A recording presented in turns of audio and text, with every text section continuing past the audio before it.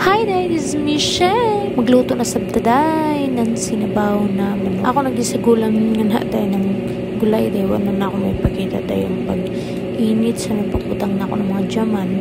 Hampan pagbutang na ako sa karne ng manok. So nagsubo naman. Then nagtimplahan ko na sabang-sabaw. Ako sa tagbutang ko na ng gulay.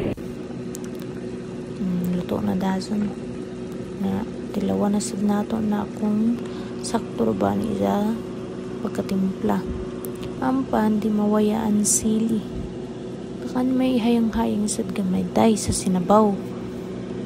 Mauman na yung makapalami. Ampan giputangan sad nato nan mais para sad natay dugang makaon-kaon.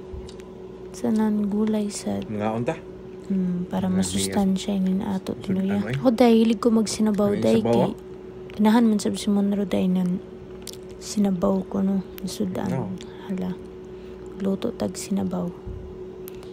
Maulang to day mga unta ninyong tanan. Salamat.